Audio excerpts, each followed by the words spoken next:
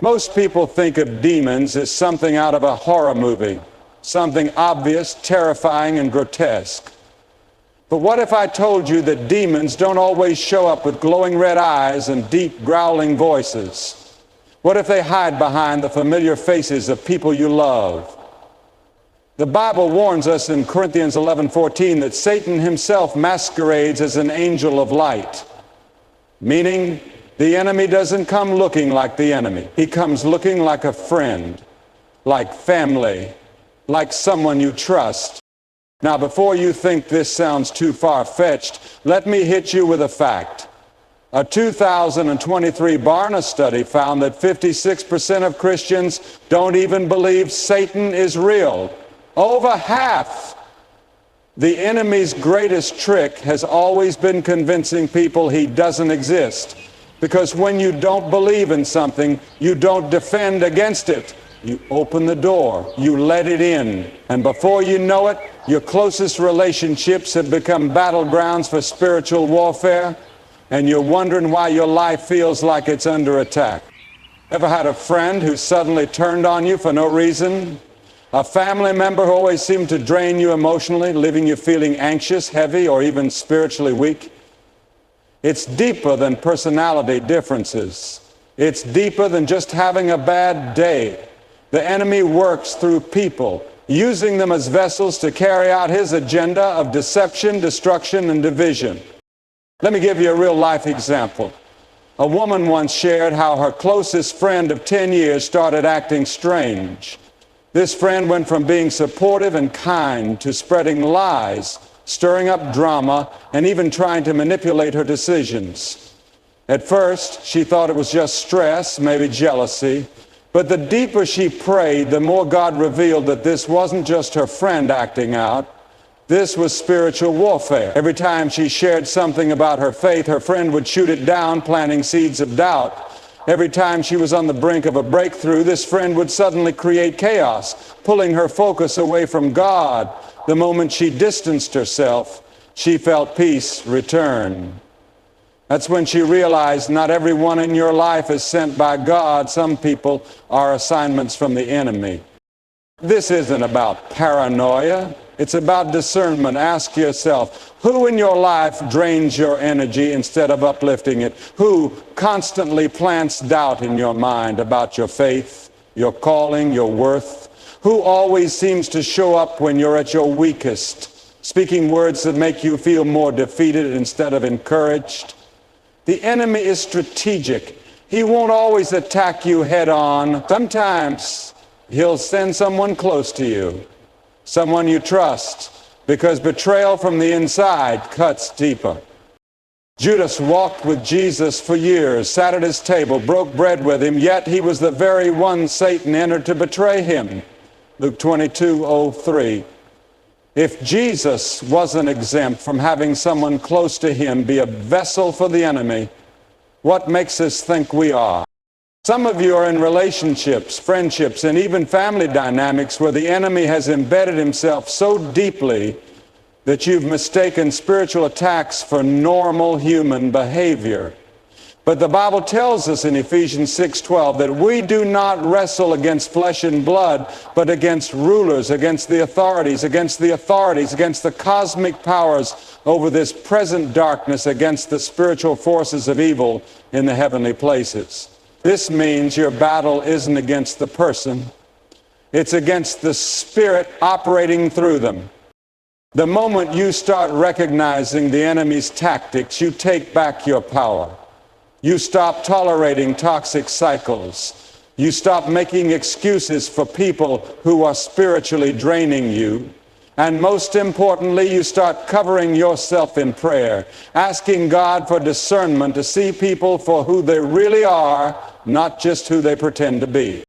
If you're feeling heavy right now, thinking of someone in your life who fits this description, it's not a coincidence. This is your wake-up call. God is revealing something to you. The question is, will you pay attention? Have you ever walked into a room and instantly felt tension in the air, even though no one had said a word? Or maybe you've been in a situation where a simple disagreement exploded into a full-blown argument, leaving you wondering, where did that even come from? What if I told you that sometimes it's not just emotions at play, it's a spirit? Studies show that nearly 50% of Americans say their family relationships are strained due to constant conflict. Think about that. Half of all families are battling division. Now let's be real. Some of that is just human nature. But what if I told you that some of those fights, those misunderstandings, those never-ending cycles of drama aren't just personality clashes? What if they're strategic attacks designed by the enemy to keep you distracted, divided, and distant from God? The enemy thrives in division. He knows that if he can keep families broken, friendships toxic, and relationships filled with bitterness, he can keep people too consumed by chaos to focus on God's calling for their lives. And the worst part?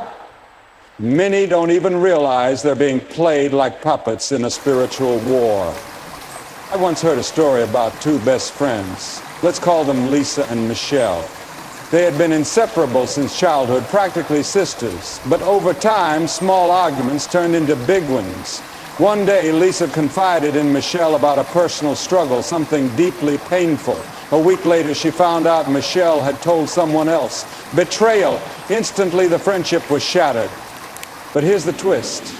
Michelle swore she didn't even mean to hurt Lisa. She said, "I don't even know why I said it. It just came out." Pause for a second. Have you ever heard someone say something hurtful and later claim they didn't know why they said it? Almost as if something spoke through them. That's because sometimes something did. The Bible tells us in James 3:16, "For where envy and self-seeking exist, confusion and every evil thing are there." Meaning, where there's confusion, there's a spirit behind it. Lisa and Michelle were both believers, but they never stopped to consider that their friendship wasn't just falling apart, it was being attacked. Satan didn't come to them with horns and a pitchfork. He came through whispers of insecurity, through an unguarded tongue, through a seemingly small moment of gossip that exploded into years of bitterness. How many relationships have we let go of, not realizing it was the enemy's plan all along? How many of us are walking around with wounds from family, friends, or even church members, thinking it was just life when really it was spiritual warfare? The Bible is clear in John 10:10, "The thief comes only to steal and kill and destroy." That includes stealing relationships, killing trust, and destroying unity. Look around your life. Is there a pattern of broken relationships? Do misunderstandings seem to happen often, almost like clockwork? Do people around you seem to turn against each other out of nowhere? That's not just coincidence. That's the spirit of division at work. Satan knows he can't stop God's blessings, but he can make you too distracted to receive them. If you're too busy fighting battles that aren't even yours, you won't have the energy to fight for what actually matters. He wants you to hold grudges, to replay old conversations in your head, to assume the worst about people instead of seeking the truth. He wants you to be so consumed by offense that you miss out on healing. But here's the good news. Once you recognize the pattern, you can break it. You don't have to fall for the trap. The moment you realize that your real enemy isn't your friend, your spouse, your sibling, or your coworker, but the spirit operating behind the scenes, you take back your power. Think about this. Who in your life have you cut off because of something they said or did? Could it be that the enemy was using that situation to keep you divided? Could it be that if you prayed over that relationship, instead of walking away, healing could have happened? Some of you have been carrying anger and resentment for years, and it's time to let it go. It's time to stop fighting people and start fighting in the Spirit. Because at the end of the day, the question isn't who hurt me. The real question is who benefited from my pain. And if the answer isn't God, then you already know who it is. Have you ever been around someone and felt completely drained afterward, even though they didn't do anything obvious? Maybe every time you talk to them, you leave feeling anxious, heavy, or just off. You can't explain it, but something about their presence shifts the atmosphere in a way that doesn't sit right with your spirit. Science backs this up. A study by the American Institute of Stress found that 77% of people experience physical symptoms of stress due to the people they interact with daily. That's more than 3 out of 4 people walking around feeling emotionally and physically exhausted just from their social interactions. But what if I told you that some of that stress isn't just stress? What if some of it is spiritual warfare? Not everyone who smiles in your face is harmless. Not every friend, family member, or co-worker is carrying the Holy Spirit. Some people are carrying something else, something darker. The Bible tells us in John 4:01, do not believe every spirit, but test the spirits to see whether they are from God. Meaning just because someone appears friendly or familiar doesn't mean they aren't a vessel for something meant to harm you. I once heard about a man who met someone who seemed like a great friend at first. They laughed together, hung out often, and had deep conversations. But over time, something strange started happening. Every time they spent time together, the man felt spiritually exhausted. He noticed that his thoughts became more negative, his motivation for prayer weakened, and he started struggling with anxiety and depression, things he had never dealt with before. One day while praying, he asked God for clarity, and instantly it hit him. The spiritual heaviness he was feeling wasn't just a personal struggle. It was something he was picking up from the person he was spending time with. The moment he distanced himself, he felt lighter, his joy returned, his passion for God reignited. That's when he realized not every connection is from God. Have you ever been in a room with someone and the atmosphere just felt heavy? Have you ever talked to someone and suddenly felt overwhelmed with negative emotions? That's not a coincidence. That's discernment. That's your spirit recognizing something your eyes can't see. Demons don't always announce themselves. They don't always show up through wild behavior or obvious evil. Sometimes they hide in plain sight, influencing the people around you in ways you don't immediately recognize. They operate through bitterness, manipulation, and negativity. They drain your energy, your joy, and your peace without you even realizing what's happening. Think about this. Who in your life always leaves you feeling worse after you talk to them? Who constantly speaks doubt, fear, or negativity over your dreams? Who always seems to have drama, chaos, or bad energy following them? Satan knows he can't always attack you directly. So instead, he places people around you who can do the work for him. He uses the people closest to you to plant seeds of doubt, fear, and insecurity. That's why the Bible warns us in Corinthians 15:33, do not be deceived. Bad company corrupts good morals. If you've been feeling spiritually weak, take a look at who you've been spending time with. Are they speaking life into you, or are they draining you? Are they pushing you closer to God, or are they slowly pulling you away? But this isn't about cutting people off just because they have struggles. We are called to love, to pray, and to help others. But we are also called to protect our spirits. If someone is constantly draining you, if their presence brings confusion, anxiety, or heaviness, you have to ask yourself, are they being used by something that doesn't want you to walk in your purpose? This is where spiritual discernment comes in. You have to test the spirits. Pray before connecting deeply with people. Pay attention to how you feel after spending time with someone. God gave you instincts for a reason. Don't ignore them. The enemy wants you to stay blind, to keep ignoring the warning signs. But the moment you start paying attention, the moment you start guarding your spirit, you take back your peace. So let me ask you, who in your life is draining you spiritually?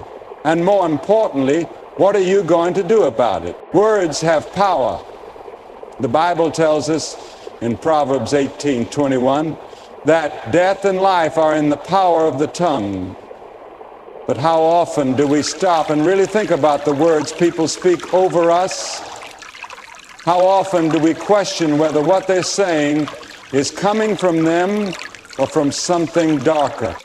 Here's a shocking stat. Research shows that the average person hears between 200 to 300 words per day. That's thousands of chances for someone to speak life over you or to curse you without you even realizing it. The enemy knows that words shape thoughts and thoughts shape reality. That's why one of the biggest ways demons operate through people isn't through their actions, it's through their words. Ever had someone say something to you that cut deeper than it should have? Maybe they told you you'll never amount to anything, or you always mess up. Maybe they questioned your faith, mocked your dreams, or planted fear where there should have been confidence. And the crazy part, it came from someone close to you, someone you trusted. A woman once shared her story of how her own mother spoke word curses over her without even realizing it. Every time she got excited about something, her mother would say, "You always give up anyway, so why bother?" Every time she made a mistake, her mother would say, "You're so stupid." She thought it was just tough love. But over time, those words took root. She started believing them. She stopped trying new things. She convinced herself she was a failure before she even started. What she didn't know was that words, especially words spoken repeatedly, have the power to shape identity. Demons don't just attack physically. They attack mentally and emotionally, using the words of the people closest to us as weapons. When someone constantly speaks negativity, doubt, or fear into your life, that's not just their personality. It could be something speaking through them. You remember Peter? He was one of Jesus' closest disciples, and yet in Matthew 16:23, when Peter tried to convince Jesus to avoid the cross, Jesus turned to him and said, "Get behind me, Satan." Jesus wasn't calling Peter the devil. He was calling out the Spirit influencing Peter's words. If Satan could use Peter, a devoted follower of Christ, to try to manipulate Jesus, what makes you think he won't use people in your life to speak things that go against God's purpose for you? Who in your life is constantly speaking fear instead of faith? Who always has something negative to say about your dreams, your calling, or your potential? Who is always telling you what you can't do instead of what God can do through you? Satan knows that if he can get you to believe the wrong words, he can control your mindset. And once he controls your mindset, he can stop you from walking in your God-given purpose. A man once shared how his father constantly told him growing up that he'd never be successful. No matter what he did, his father always had a comment, "That's not good enough. You'll never make money doing that. You're just wasting your time." And for years he struggled. Every time he tried to step out on faith, those words echoed in his head. It wasn't until he realized the spiritual attack behind it that he broke free. He started rejecting those words. He started speaking God's truth over himself instead. And everything changed. How many of us are still carrying word curses spoken over us in childhood? How many of us are still living under the weight of something someone said years ago? It's time to break free. The Bible says in 2 Corinthians 10:05 that we must take captive every thought to make it obedient to Christ. That includes the thoughts that were planted in us by other people's words. The enemy doesn't always shout. Sometimes he whispers. And sometimes he whispers through the voices of people you trust. But once you start paying attention, once you start testing the word spoken over your life, you take back control. So let me ask you, what words have been spoken over you that you need to reject today? And more importantly, what truth will you replace them with? Have you ever noticed how certain people in your life seem to constantly push you towards sin? Not in an obvious way. No one's walking around saying, hey, let's ruin your life today. But in subtle, seemingly harmless suggestions that pull you further and further away from God. Here's something alarming. Studies show that people are 57% more likely to engage in destructive behavior if they surround themselves with others who do the same. Think about that. Over half of the choices you make are influenced by the people closest to you. Now, if you have godly people in your life, that's a blessing. But if you're surrounded by people being used by the enemy, that's dangerous. Because demons don't just attack through fear or manipulation. They tempt, they lure, they make sin look appealing. And one of the easiest ways they do it, through people you trust. I knew a guy who was on fire for God. He had just rededicated his life to Christ, stopped drinking, stopped going to clubs, and was serious about walking in his purpose. But he had a group of old friends who weren't on the same journey. At first, it seemed harmless. They'd say, man, just come hang out. You don't have to drink. Then it became just one drink, bro.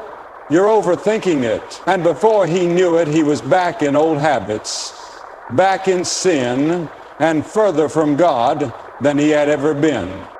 But here's the scary part. None of his friends looked like enemies. They weren't cursing God.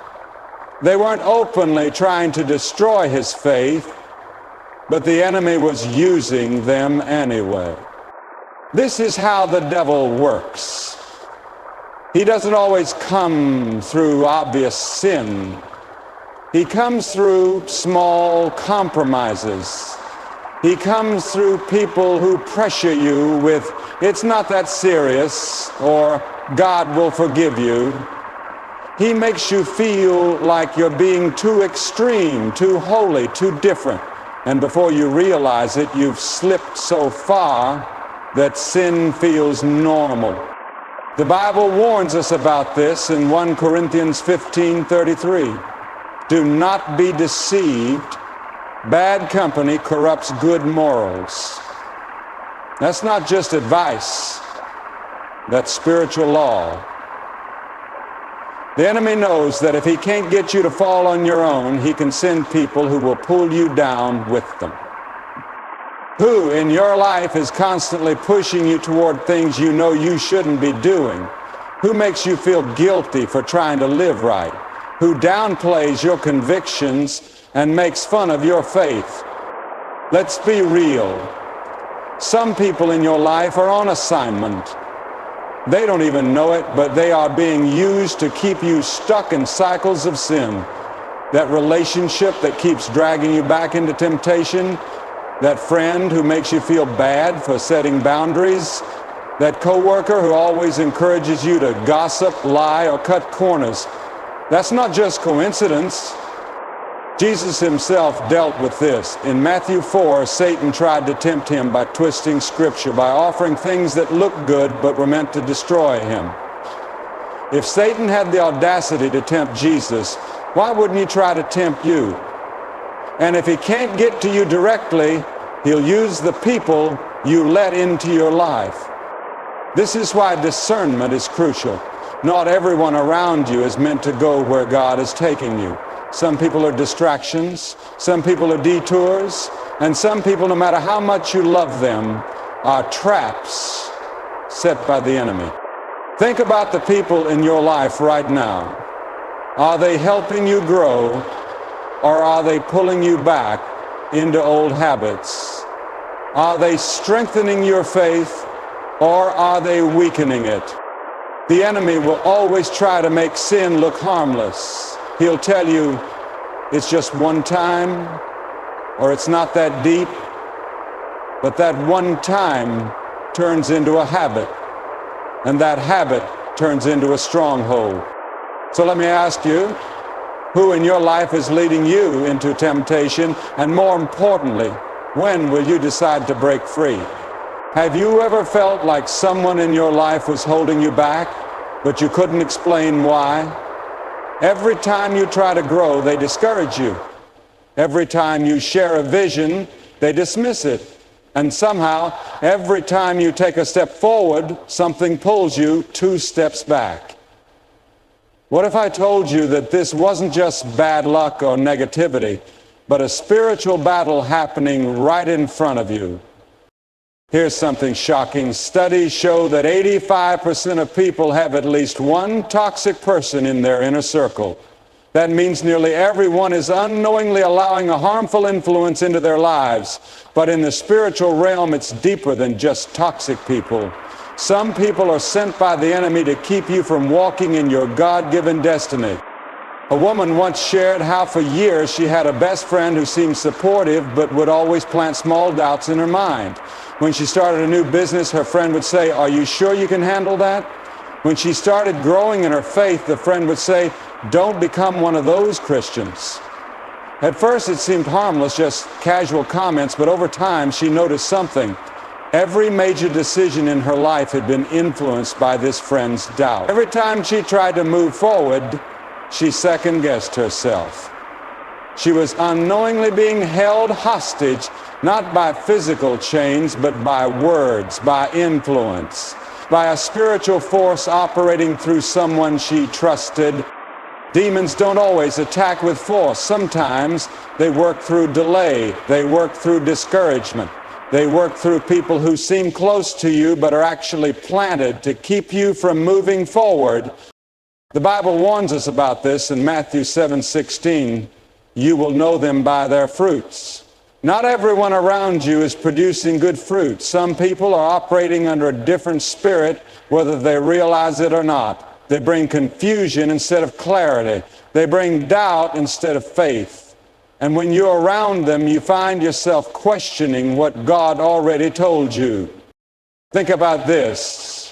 Thank you for downplaying your progress, mocks your faith, or makes you feel small whenever you step into something new. That's not just a negative personality trait. That could be a spirit assigned to keep you stagnant. I once heard about a man who had a co-worker that constantly spoke against his success. Every time he got an opportunity, this person would jokingly say, "You're not really cut out for this." At first, he brushed it off, but as time went on, he noticed a pattern. Every time he listened to this co-worker's words, things started falling apart in his life. His confidence dropped. His motivation disappeared. And worst of all, he stopped praying over his future. He later realized that this wasn't just negativity, this was spiritual warfare. The enemy knows that the easiest way to stop someone from stepping into their calling is to plant doubt before they even get there. He doesn't need to destroy you, he just needs to distract you. If he can surround you with people who constantly question your ability, he can make you question it yourself.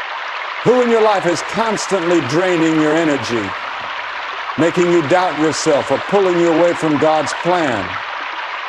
It's time to start recognizing the signs. The Bible says in 2 Corinthians 6:14, "Do not be unequally yoked with unbelievers.